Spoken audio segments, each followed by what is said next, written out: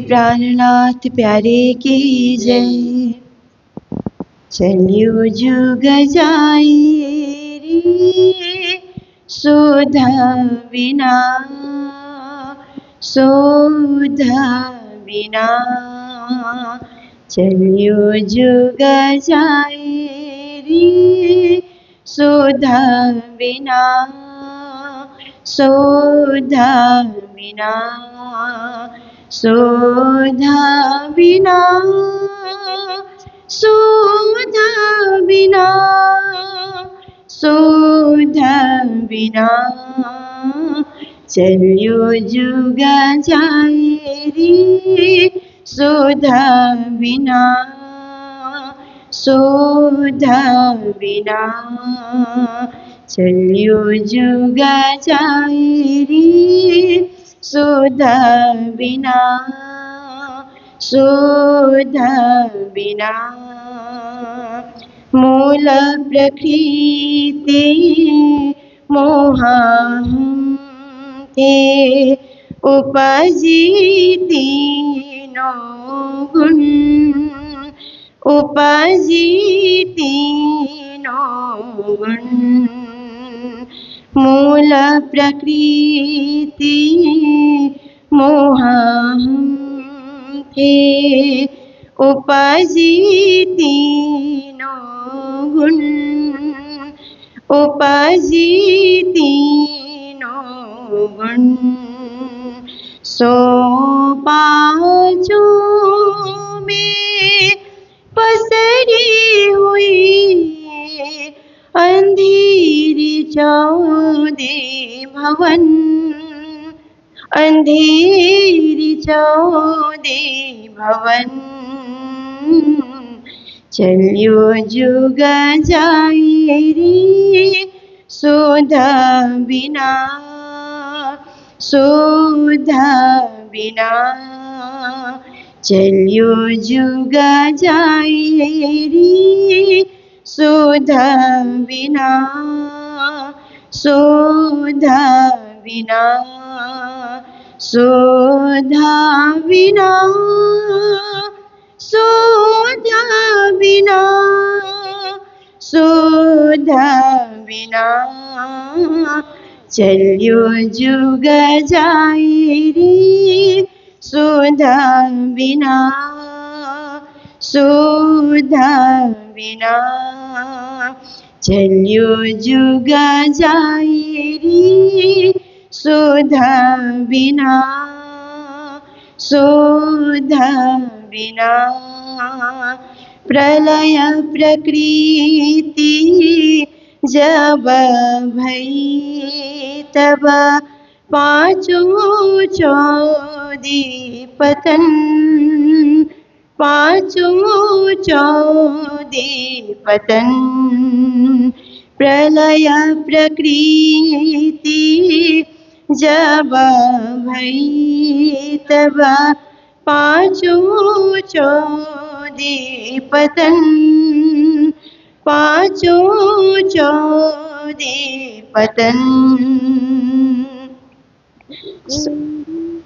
प्रलय प्रकृति जब भई तब पाँचों चौदी पतन, पाँचों चौदी पतन।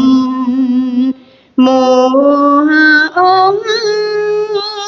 सब उड़ रहे सरगुण निरगुण, सरगुण निरगुण। चलियो जुग जाई रे सुधा बिना, सुधा बिना। चलियो जुग जाई रे सुधा बिना, सुधा बिना। चलियो जुग जाई रे सुधा बिना, सुधा बिना, सुधा बिना,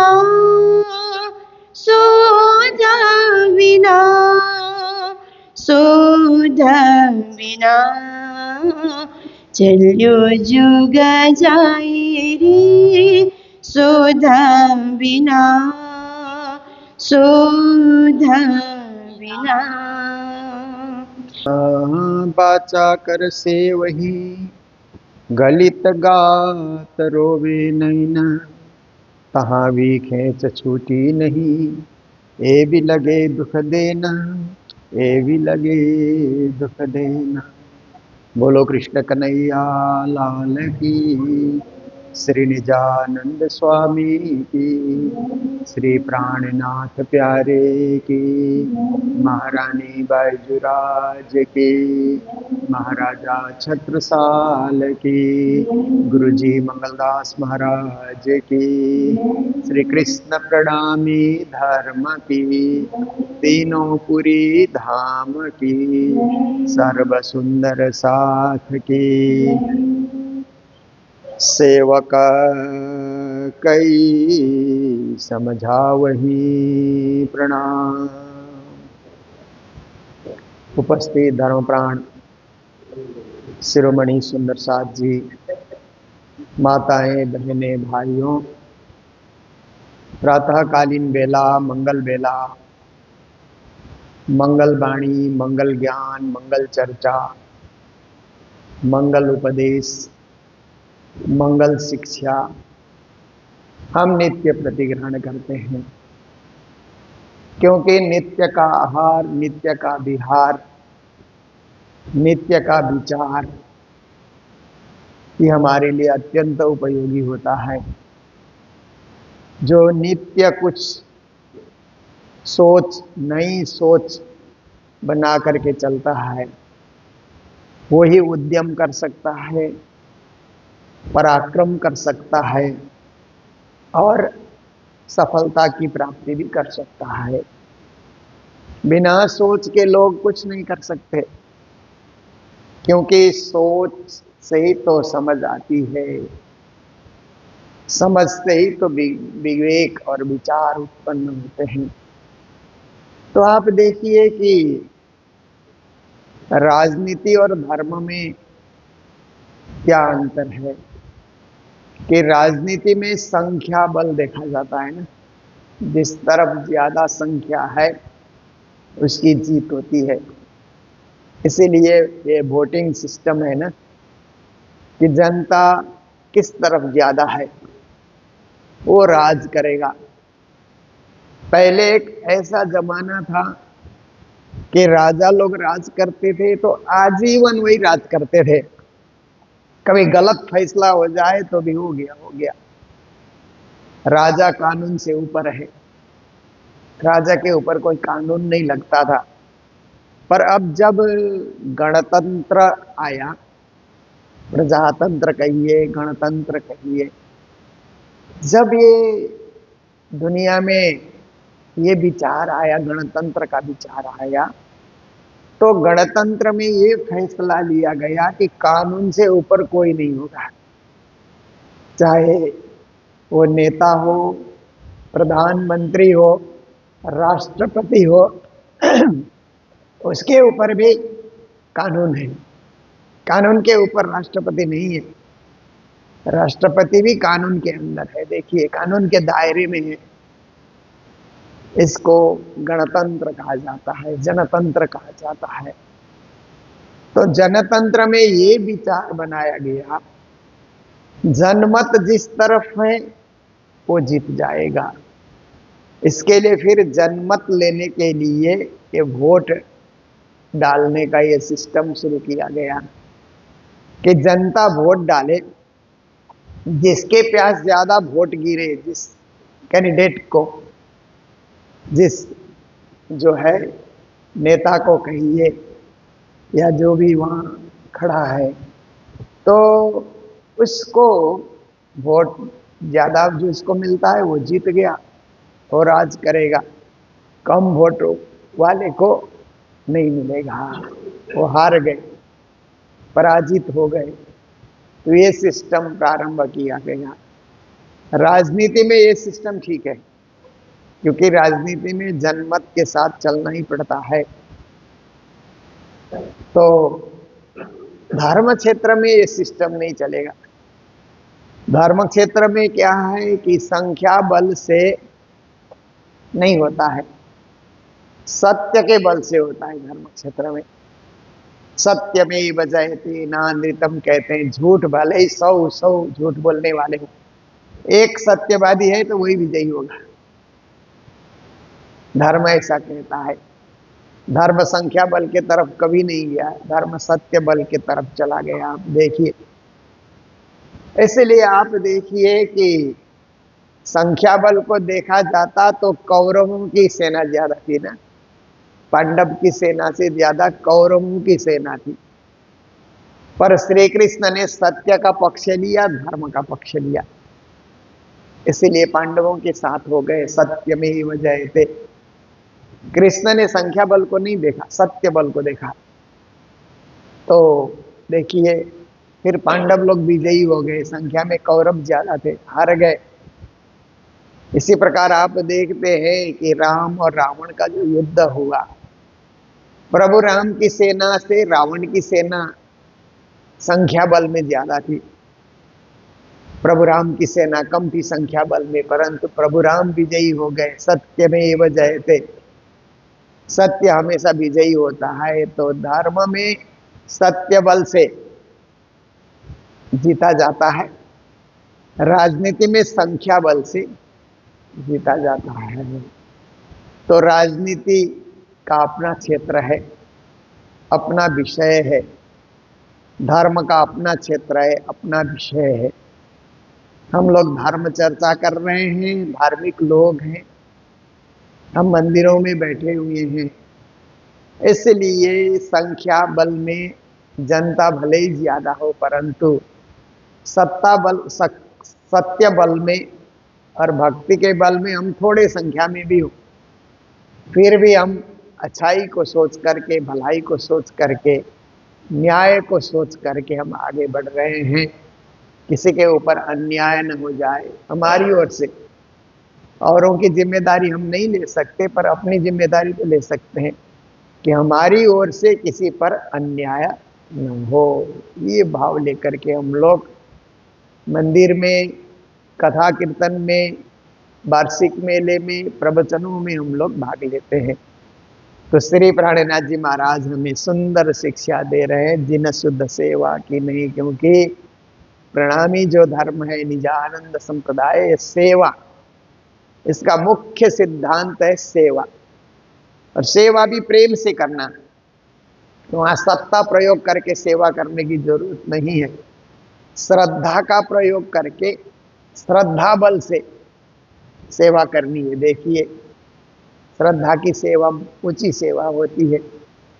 सत्ता की जो सेवा होती है वो क्या है कि एक केवल ऊपरी सेवा है, अंदरूनी सेवा कहते हैं ना।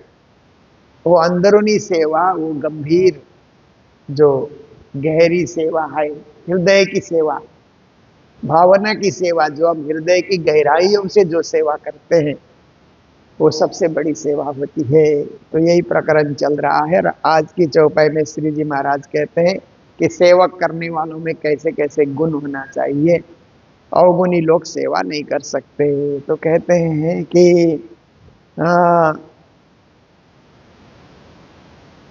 सेवक कई समझा वही। सेवा करने वालों में सेवकों को एक बार समझा दिया जाता है कि आपकी सेवा ये है, नहीं तो सब सेवक एक ही सेवा में जुट जाएंगे ना। जैसे आप देखिए कि मंदिर की साफ सफाई की सेवा है, तो किसी ने कुछ नहीं कहा कि भंडारे में भी सेवा होती है, शोभा यात्रा निकलती है तो उसमें भी सेवा होती है, और फिर आए गए सुंदर साथ को आवास देना, ठहरने की जगह देना, वो भी सेवा होती है। भजन गाना, ये भी सेवा होती है। कई तरह की सेवा है। अगर ना बता दिया जाए तो सब एक ही सेवा में जुटेंगे, कोई भंडारे में जाएगा ही नहीं, कोई आवास का ध्यान रखेगा ही नहीं, कोई जुलूस की तैयारी करेगा ही नहीं। इसलिए सेवकों को एक बार समझा देना होता है कि आपकी ड्यूटी ये है। तो सच्चे सेवक तो उसी ड्यूटी में लगे रहते हैं, ड्यूटी से भागते नहीं है। कर्तव्य से भागना ये भी कोई सेवा नहीं होती है। इसीलिए कर्तव्य में डटे रहना, लगे रहना। जो भगोड़े लोग होते हैं ना, वो सेवा नहीं कर सकते हैं, डटने वाले ही सेवा करते हैं। तो जिसको जो ड्यूटी है वो वही करता रहे तो कार्यक्रम सफल हो जाता है, बड़े बड़े मेले सफल हो जाते हैं। जहाँ जिसकी ड्यूटी लगी है वो अच्छी तरह उसका निर्वहन करे, पालन करे। ड्यूटी छोड़ करके इधर उधर हो गया तो सेवा भंग हो जाती है। तो सेवक सभी समझाओ ही, श्री जी महाराज कहते हैं मेरे इस पद्मावतीपुरी धाम में जो जागने रास की लीला हो रही है, वाणी उतर रही है, चर्चा वार्ता हो रही है, अष्टप्रहर की सेवा हो रही है, सुंदर साथ आ रहे हैं, जा रहे हैं, भोजन भंडारा चल रहा है, कथा प्रवचन सेवा भक्ति सब कुछ बहुत सुंदर रीत से चल रहा है। तो कहते हैं कि बहुत सारे सेवक बहुत सारे नए सेवकों को समझाते हैं, साखी सबे मुख कहन, और समझाते हुए साक्षियां भी देते हैं कि पहले पहले लोगों ने कैसी सेवा की, कैसी भक्ति की। कई उदाहरण दे दे करके प्रणामी परंपरा में गोपियों का ज्यादा उदाहरण दिया जाता है, भक्तों का भी उदाहरण दिया जाएगा। और साखी का अर्थ होता है साक्षी दे करके, और साखी का अर्थ होता है कि जो अन्य संतों ने महात्माओं ने जो दोहे बनाए, कबीर के दोहे हैं, तुलसीदास जी के हैं, और मीराबाई के पद हैं, सूरदास के पद हैं, और गुरु नानक के पद हैं, दादू दयाल के पद हैं। कई ऐसे पहुंचे हुए संत महात्मा हो गए, उन्होंने दोहे लिखे, ज्ञान उपदेश शिक्षा देने के लिए दोहे लिखे। जैसे नानक साहब ने क्या लिखा, नानक नन्ना होए रहियो जैसे नन्ना दूब, और घास सब जल गए दूब खूब की खूब। अच्छी बात है ना। उन्होंने कहा कि सेवा करने वालों को छोटा बन करके रहना चाहिए। बड़प्पन जिसमें है वो सेवा नहीं कर सकता है, बड़प्पन में अहंकार होता है, अहंकारी व्यक्ति सेवा कभी कर नहीं सकता, विनम्र व्यक्ति सेवा कर सकता है। इसलिए नानक साहब ने कहा कि छोटे बन करके रहो, तो उन्होंने उदाहरण दिया, नानक नन्हे हो रहो जैसे नन्हे दूब, दूब का उदाहरण दिया ना। देखिए हमारा तो परम धाम में भी दूब दुलीचा है ना, वहां घूमने के लिए राजी श्यामा जी और सखियां घूमते हैं, तो दूब का मैदान है, और दूब के ऊपर परम धाम में चलते हैं तो ऐसा लगता है कोई गलीचे में चल रहे हैं, क्योंकि वहां के दूब चुभते नहीं है पाँव में, ऐसे मुलायम और एकदम सुंदर हैं कि वहां पाँव रखते जाओ तो लगता है सुंदर गलीचे के ऊपर हम चल रहे हैं। दूब दुलीचा, दुलीचा कहा, गलीचे की जगह ऐसे बताया गया। तो उन्होंने भी संसार में उदाहरण दिया कि दूब की तरह बने रहो, क्योंकि दूब का कोई मैदान है और वहां दूब लगे हुए हैं तो चलने में बड़ा आनंद मिलता है। तो कहते और घास सब जल गए, जैसे ही ये ठंडी ऋतु आने के समय में दूसरे घास जल जाते हैं, उनको जमीन का रस नहीं मिलता है। ये बड़े बड़े घास हो जाते हैं, ऊंचे ऊंचे हो जाते हैं, पर जमीन का रस सूख जाता है तो वो भी सूख जाते हैं, जल जाते हैं। दूब खूब की खूब, अब दूब की जो घास है वो छोटी छोटी घासें है ना, इसीलिए थोड़ा सा रस पीने से भी हो जाता है उनको। और ये ऐसे वातावरण होता है ना, ठंडी का वातावरण, धुम्मस वातावरण, तो इससे भी उनको रस मिल जाता है, उनकी जो हरियाली है उसमें उनमें रस मिल जाता है। इसलिए दूब नहीं सूखते, बाकी घास सूख जाते हैं, जल जाते हैं। तो नानक देव का कहने का अर्थ है कि आप बड़े बनोगे तो कहीं न कहीं सूख जाओगे, और छोटे बन करके रहोगे तो आप में हरियाली बनी रहेगी, आप में भावना बनी रहेगी, भक्ति बनी रहेगी, और हमेशा हमेशा आप एज इट इज दिखोगे, हरियाली पूर्ण ऐसे ही आप दिखोगे। जब देखो सेवा के लिए आप तैयार हैं, तत्पर हैं, ऐसी आपकी स्थिति होती है। तो ऐसे साखियां समझा करके, दया धर्म का मूल है, पाप मूल अभिमान, तुलसी दया न छोड़िए, जब लग घट में प्राण, तुलसीदास ने में क्या भी दया ही धर्म है। सेवा धर्म परम गहना योगी नाम अप्यगम्य। सेवा धर्म बहुत बड़ा धर्म है, बड़े बड़े योगी भी कहते हैं हमारे लिए भी अगम्य है सेवा धर्म, ये तो सेवा करने वाले ही जानते हैं। तो ऐसी ऐसी सेवा के विषय में जो दोहे मिलते हैं, साक्षियां मिलती हैं, प्रमाण मिलते हैं, सुंदर साथ दूसरे सुंदर साथ को बताते हैं, इसलिए आप सेवा कीजिए। बड़े बड़े महात्माओं ने, संतों ने सेवा की महिमा बताई, और हमारे सदगुरु देवचंद्र जी महाराज ने भी सेवा की महिमा बताई। प्रेम सेवा बाले प्रकट की दी ब्रज तणी आवारा। सदगुरु देवचंद्र जी ने नौतनपुरी धाम की स्थापना करके क्या शिक्षा दी? उन्होंने कहा देखो, ब्रज का प्रेम और ब्रज की सेवा यहाँ प्रकट करना है। मैं इसीलिए इस धाम की स्थापना कर रहा हूं कि यहाँ से वो प्रेम, ब्रज का प्रेम प्रकट हो जाए, ब्रज की सेवा भावना, गोपियों में जो सेवा भावना है। क्योंकि वो दही मथ रही है तो मक्खन जो निकलेगा वो श्री कृष्ण को जो है भोग अर्पण किया जाएगा। पहला जो मक्खन निकलेगा वो कृष्ण को अर्पण होगा, ये सोच करके दूध निकाल रही है तो भी ये गाय का दूध श्री कृष्ण को अर्पण हो, ये भाव लेकर के। दही जमा रही है तो भी श्री कृष्ण अर्पण मस्तु, ये भाव लेकर के कृष्ण को अर्पण हो। हर कार्य के आरंभ में कृष्ण को याद करना, ये भक्ति है। इसलिए ब्रज की भक्ति फिर से जागनी के ब्रह्मांड में सदगुरु देवचंद जी महाराज प्रकट कर रहे हैं। और ब्रज की सेवा, गोपियां सेवा करती हैं परंतु हो हल्ला करके नहीं, चुपचाप सेवा करती है। चुपचाप गोपियां कृष्ण की भक्ति करती है, जो कुछ भी करती है, नंद घर में कोई चीज पहुंचाना है चुपचाप पहुंचा देती है, कृष्ण को भोग लगे ये भावना लेकर के पहुंचा देती है, पर उसकी प्रशंसा नहीं चाहिए। केवल सेवा में समर्पित होने के लिए सेवा कर रहे हैं, कोई हमारी महिमा गाए इसलिए सेवा नहीं कर रहे हैं। तो सेवा धर्म के विषय में बहुत बातें हैं। तो प्राणनाथ जी कहते हैं मेरे जो सेवक सुंदर साथ हैं, दूसरों को अच्छी तरह समझा भी सकते हैं और सेवा करा भी सकते हैं।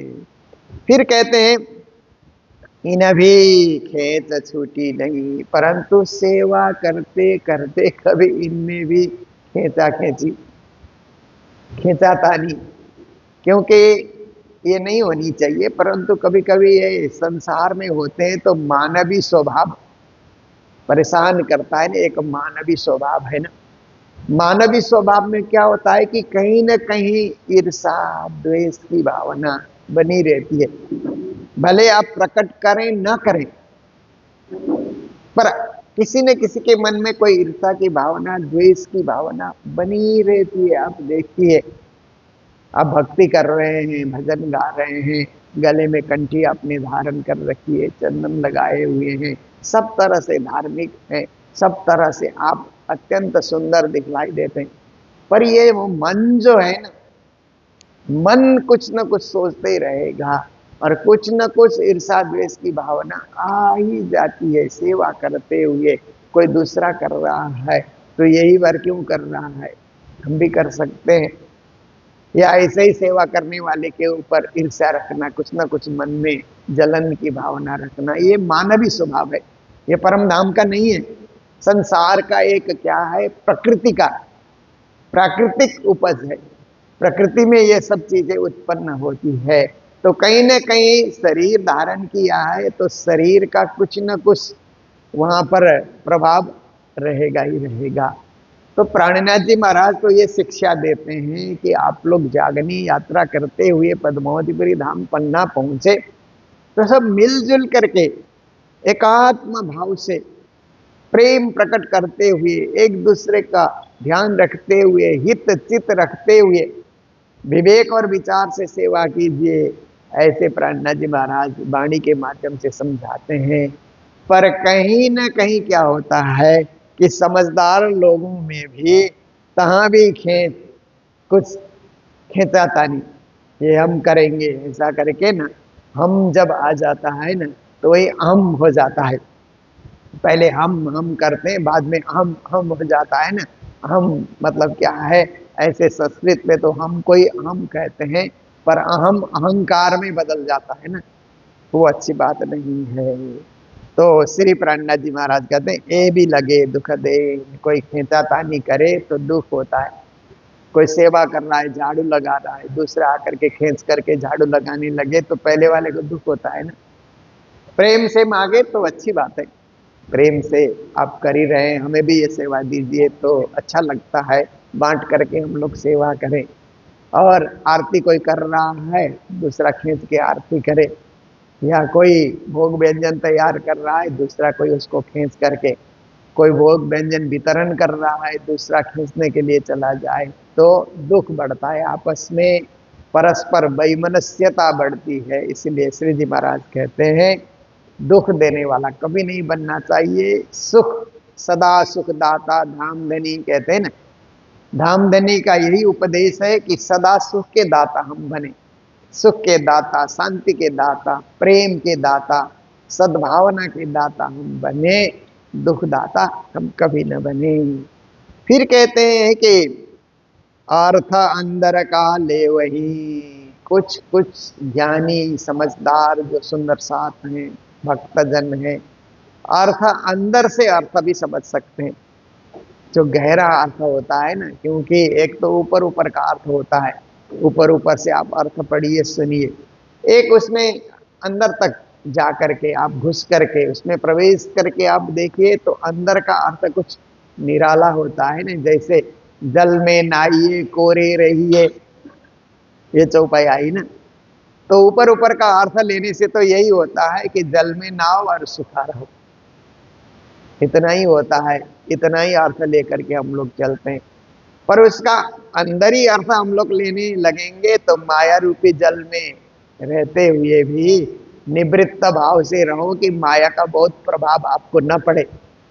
जैसे वार्षिक मेले आते हैं ना, तो वार्षिक मेले में सब घर में ही रहते हैं, आप सब लोग घर में रहते हैं।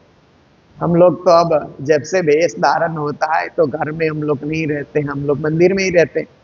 जहां मंदिर नहीं है तो किसी के घर में रुकना पड़ता है, वो भी 1 रात 2 रात के लिए। बाकी तो जहां मंदिर है हम लोग मंदिर में ही रहते हैं, क्योंकि जिस दिन भेष लिया उस दिन हम लोग यही प्रतिज्ञा करते हैं गुरु के सामने, हम काम समाज के लिए करेंगे, धर्म के लिए करेंगे, व्यक्तिगत कोई काम नहीं होगा, ऐसा हम सब प्रतिज्ञा करते हैं। तो मंदिरों में रहते हैं, पर बाकी सुंदर साथ तो घर में ही रहेंगे, सबका अपना अपना घर है। तो क्या होगा कि जब हम निवृत्त भाव से रहते हैं तो क्या होता है कि घर में रहते हुए भी जब मंदिर का वार्षिक मेला है तो समय निकाल करके आ जाते हैं, घर में ही बने नहीं रहेंगे, क्योंकि माया जाल में हैं पर त्यागपूर्ण ढंग से हम वहाँ पर रह रहे हैं। इसीलिए जब हमारी इच्छा होती है कि मंदिर का वार्षिक मेला आ गया तो हम फट से घर को बोल देते हैं, जो और घर में सदस्य हैं, मैं मंदिर जा रहा हूँ, 1-2 घंटे में आऊँगा। तो वो लोग भी समझते हैं कि ये मंदिर में पूजा पाठ करने के लिए गए हैं। तो इस तरह से निवृत्ति भाव से रहा जा सकता है, प्रवृत्त भाव हुआ तो नहीं रहा जाएगा। इसलिए कई कई सुंदर साथ आप देखिए, वार्षिक मेले आते हैं तो साल में एक बार आने का मौका मिलता है ना। जो पूरे साल नहीं आते तो उनको साल में एक बार आना है, हाजिरी देने के लिए कि हम भी सुंदर साथ हैं, ये हाजिरी देने के लिए उनको आना होता है। परंतु कई कई लोग क्या है, इतने प्रवृत्त होते हैं माया में कि उनको हाजिरी देने का, साल में एक बार भी हाजिरी देने का मौका नहीं मिलता है। पर जो निवृत्त भाव से रहते हैं वो तत्काल पहुंच जाते हैं, उपस्थिति उनकी हो जाती है। तो इस प्रकार से जो समझदार लोग हैं वो अंदर का अर्थ लेकर के जल में नहाइए कोरे रहिए, इसको समझ करके माया जाल में रहते हुए भी निवृत्त भाव से रहना है, भक्ति नहीं छोड़नी है, और अपने मंदिर और गुरुजनों की सेवा में भी तत्पर होना है।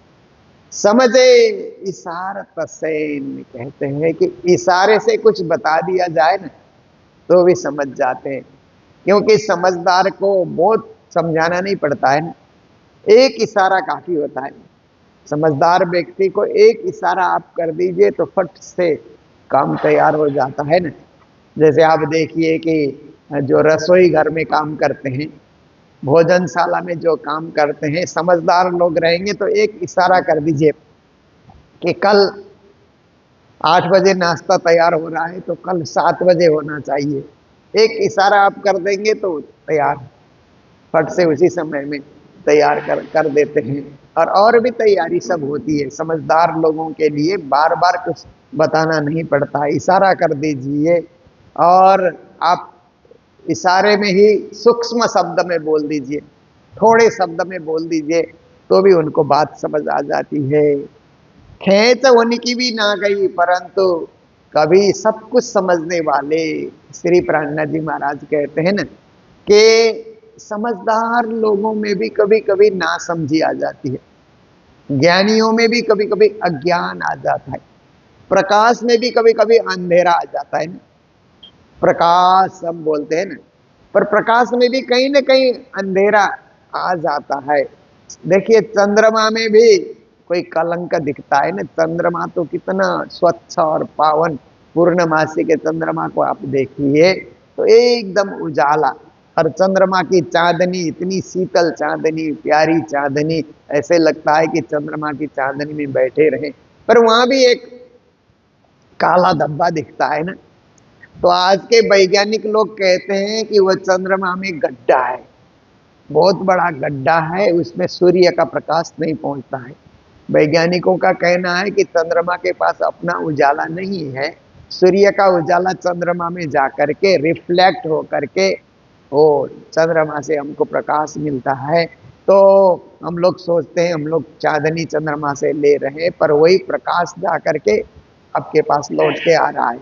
और एक इतना बड़ा गड्ढा है कि वहां पे सूर्य का प्रकाश नहीं पहुंचता, तो काला धब्बा यहाँ से दिखता है। ये वैज्ञानिकों की खोज है, उनकी खोज अपनी जगह है, वो भी एक प्रत्यक्ष खोज है, तो हम उसको भी मान करके चलते हैं।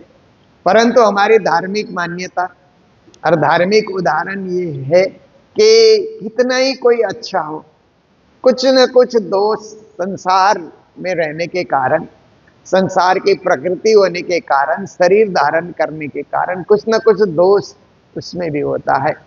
एकदम से निर्मल दूध का धोया हुआ कहते हैं ना, कभी कभी ऐसा कोई नहीं हो सकता है, कहीं ना कहीं कुछ दोष होता है। तो श्री जी महाराज यहाँ कहते हैं कि साखी समझने वाले और बहुत सारे ज्ञान की चर्चा करने वाले, अंदर तक अर्थ समझने वाले, इशारे से ही सब कार्य करने वाले, सूक्ष्म रूप से समझाने से भी समझने वाले, तित खेच उनकी भी ना गई, परंतु कहीं ना कहीं खींचातानी उनमें भी आ जाती है। आज नहीं तो कल, कल नहीं तो परसों, कुछ दिनों के बाद खींचातानी आ ही जाती है। वे भी लगे दुख देन, कहते हैं अगर ऐसे लोग हैं तो उनसे भी कहीं ना कहीं दुख उत्पन्न होगा। एक दिन खेचा खेची हो गई तो दुख उत्पन्न होता है ना।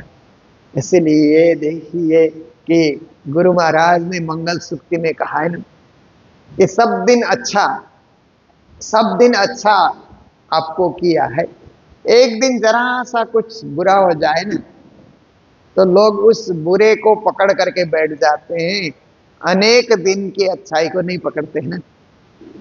वो भूल जाते हैं एक दिन की बुराई को, वो खूब उसको बढ़ा चढ़ा करके वो उसको एक लड़ाई का विषय बना देते हैं, झगड़े का विषय बना देते हैं। तो ज्ञानियों को चाहिए कि एक दिन भी हमसे बुराई क्यों हो, पर प्रकृति का स्वभाव है, कितने दिन अपने को संभाल करके रखेगा, कहीं ना कहीं दोष प्रकट हो ही जाता है। तो श्री प्राणनाथ जी महाराज कहते हैं निर्दोष बनने के लिए प्रयास करो, परंतु कहीं ना कहीं दोष दर्शन हो जाए तो दुख प्रकट हो जाएगा। दुख देने वाले आप बनेंगे, आप दुख देने वाले बने नहीं। अंदर बाहर उजले, फिर कहते हैं कि बहुत सारे सुंदर साथ ऐसे हैं कि अंदर से भी उजाले हैं, बाहर से भी उजाले हैं।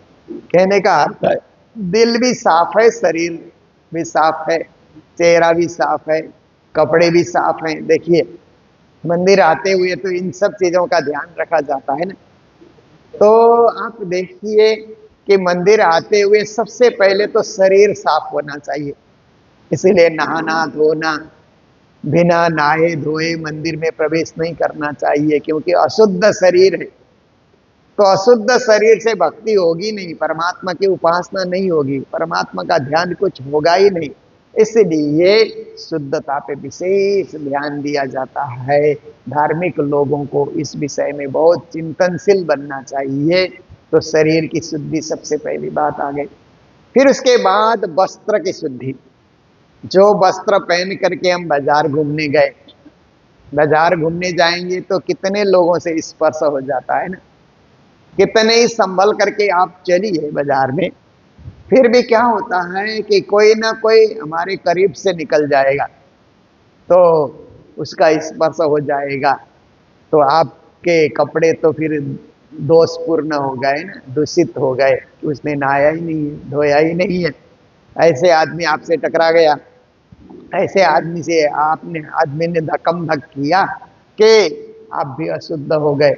इसलिए बाजार जाते हुए जो वस्त्र धारण करते हैं उस वस्त्र को पहन करके पूजा नहीं करनी चाहिए। उसको उतार करके शुद्ध वस्त्र धारण करके राज्य की पूजा की जाती है। तो देखिए, पहले तो शरीर की शुद्धि हो गई, फिर वस्त्र की शुद्धि हो गई, फिर तीसरे नंबर में आकर के मन की शुद्धि भी बहुत जरूरी है, क्योंकि मन में अनेक विचार आ रहे हैं, पूजा करने बैठे हैं तो पूजा तो हो रही है, पाठ भी हो रहा है, पर मन भटक रहा है। तो मन को भी शुद्ध करने के लिए मन को एकदम ज्यादा सोच, ज्यादा चिंतन की ओर जाने नहीं देना है।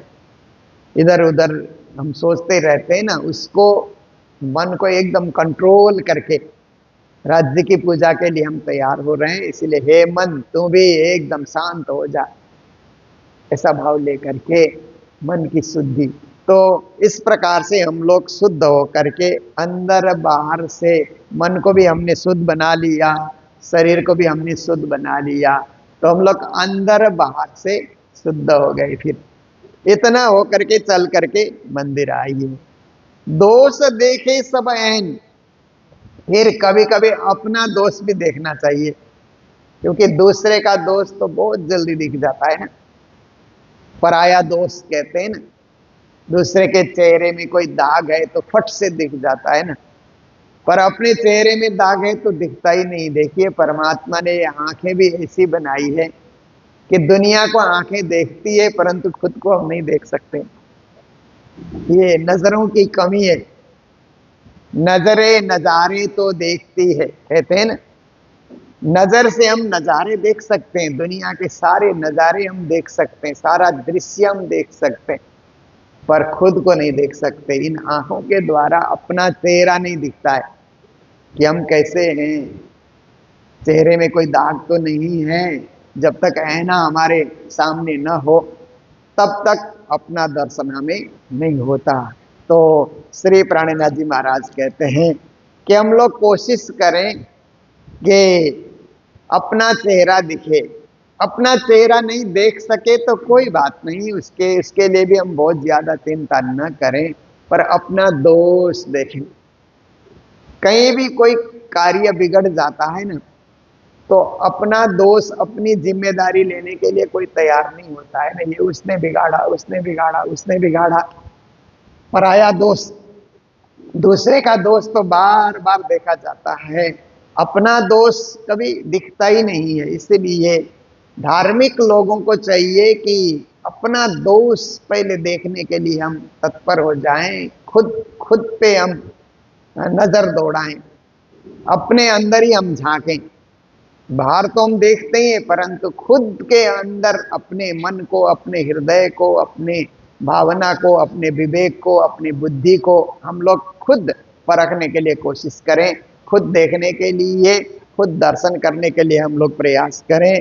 तो श्री जी महाराज कहते हैं कि जो अपना दोष देखता है वो सुधर जाएगा, जिसको अपना दोष नहीं दिखता है वो बिगड़ा ही रहेगा। कितना ही कुछ कर ले परंतु खुद का दोष जिसको नहीं दिखता है ना, वो कभी सुधर नहीं सकता। इसलिए पराया दोष नहीं, अपना दोष देखने के लिए हम लोग प्रयास करें। श्री जी महाराज दोष देखे, जैसे एक कवि ने कहा ना, दोष पराया देख के चलत हसंत हसंत, अपना दोष न देखें जिसका आदि अंत। कितनी बड़ी बात इस चौपाई में उस कवि ने कही कि हम पराया दोष देख करके हंसते रहते हैं, ये दोषी है, ये दोषी है, ये दोषी है, ऐसा करके हम हंसते रहते।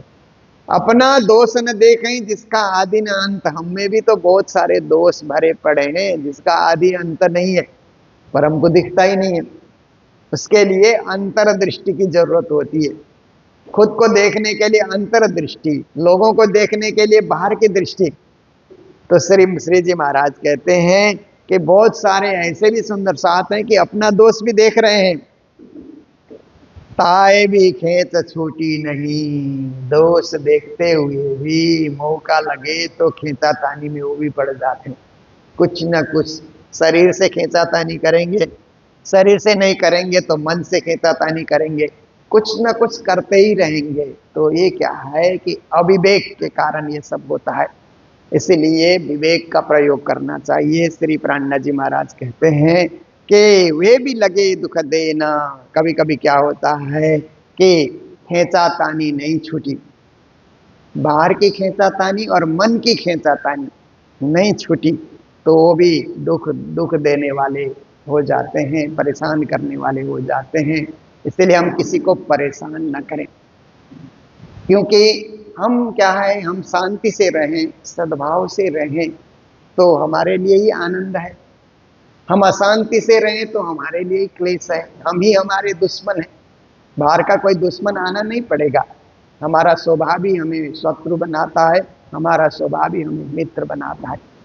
इसलिए सदा सदा अपने मित्र खुद बने। कृष्ण ने गीता में कहा ना, क्या कहा गीता में श्री कृष्ण ने कि मन ही कभी हमारा शत्रु बन जाता है, मन ही कभी हमारा मित्र बन जाता है ना। इसलिए आत्मा तत्व का बोध हो जाए और हम सदा निर्मल बने, ये श्री प्राणनाथ जी महाराज की शिक्षा है। तो यहीं आकर के आज की चौपाई को यहाँ विराम दे रहे हैं। तो हमारा जो कुंभ मेला, महाकुंभ मेला चल रहा है, महाकुंभ मेले में हमारे नारायण स्वामी जी महाराज तो वहाँ पर संलग्न हैं और नारायण स्वामी जी के साथ हमारे प्रयास रसिक जी वहाँ पर हैं और गीतांजलि जी हैं और हमारे डॉक्टर शिव मंगल राम जायसवाल जी हैं और भी वहाँ पर बहुत सारे सुंदर साथ वहाँ पर लगे हुए हैं। कितने का नाम लिया जाए, तो सब वहाँ सेवा में संलग्न हैं। प्रथम सप्ताह में 10 दिन तक मैं कुंभ मेले में था।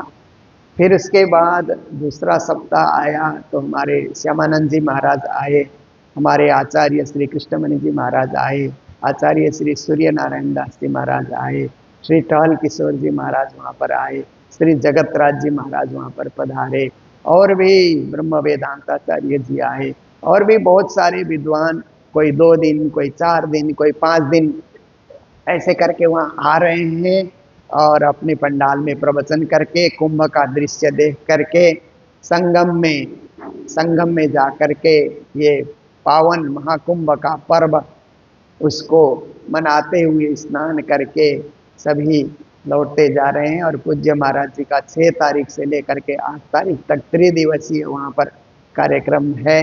तो हमारे पंडाल में करीब 150 लोगों को ठहरने की व्यवस्था है। उससे ज़्यादा सुंदर साथ जाते हैं तो और पंडालों में ठहराना पड़ता है। जैसे भी है वो आप सब लोग कितने सुंदर साथ गए भी हैं और कितने सुंदर साथ जाने की तैयारी कर रहे हैं। 16 तारीख तक हमारा पंडाल चलेगा। तो ऑनलाइन चर्चा में हमने सोचा कि हमारे जो ऑनलाइन श्रोता हैं उनको भी बता दिया जाए कि वहाँ भंडारे भी चलते हैं और सुबह सुबह हम लोग जो तीर्थ यात्री होते हैं, जो सड़कों से चलते हैं, उनको चाय और नाश्ता कराते हैं रोज़ बदल बदल करके। तो वो भी सेवा हमारे पंडाल से हो रही है। तो उस सेवा के लिए हमारे सभी संतों ने भी अपने अपने पुरियों से, धाम से सेवा उन्होंने हमें भेजी।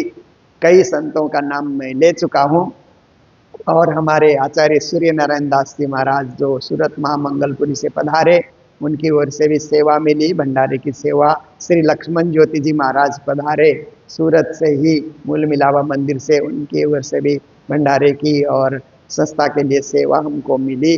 तो इसी के साथ ही सुशील भंडारी नागौर से पहुँचे और उनकी ओर से भी मुन्नी देवी भंडारी के नाम से भी हमें सेवा मिली है, भंडारे की सेवा मिली है। और रुद्र माया गुरुंग जो भूटान में रहती हैं, उनकी ओर से भी भंडारे की सेवा हमें प्राप्त हुई है। और इसी के साथ विमला देवी, अलका, आकाश, सोम जो दिल्ली रहते हैं, उन सुंदर साथ की ओर से भी हमें सेवा मिली हुई है। ललिता गर्ग चंडीगढ़ से, हरिकिशन गर्ग चंडीगढ़ से, सुनीता जुनेजा जयपुर से, रविंदर प्रणामी श्री गंगानगर से और इंदिरा भंडारी मुंबई से, ये सब की ओर से एक एक दिन की भंडारे की सेवा हमें प्राप्त हुई है। सभी को मंगल बधाई, मंगल कामनाएं। और जैसे ही वहाँ से और सूचना हमको मिलेगी फिर आगे चर्चा में मैं बताता रहूँगा। अभी इन्हीं शब्दों के साथ पूज्य महाराज जी पधार चुके हैं, इसीलिए प्रार्थनाएं और चिलना में आप सब लोग भाग लेंगे। बोलो कृष्ण कन्हैया लाल की, सदगुरु महाराज के, श्री प्राणनाथ प्यारे की। अंदर बाहर उजले, दोष देखे सब ऐना, ताए भी खेच छुटी नहीं, ये भी लगे दुख देना, ये भी लगे दुख देना। बोलो श्री प्राणनाथ प्यारे की। श्री धाम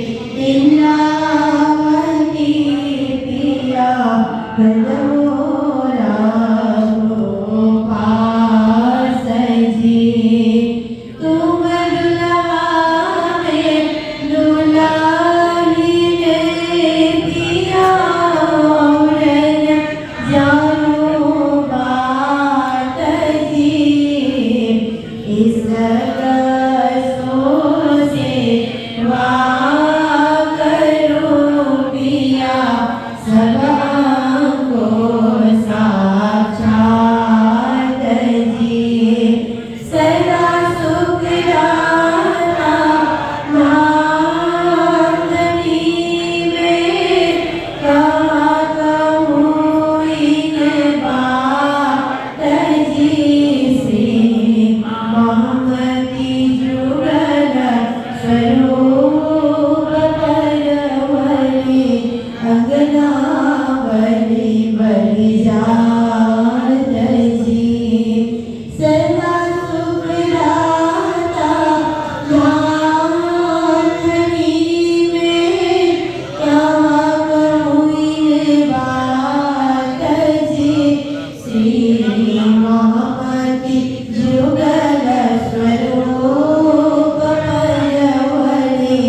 अंगना बलि बलि जात जी पिया तुम हो ऐसी कीजियो मैं अर्ज करूं मेरे पीरो जी मैं अर्ज करूं मेरे काली जी बुद्ध श्री प्राणनाथ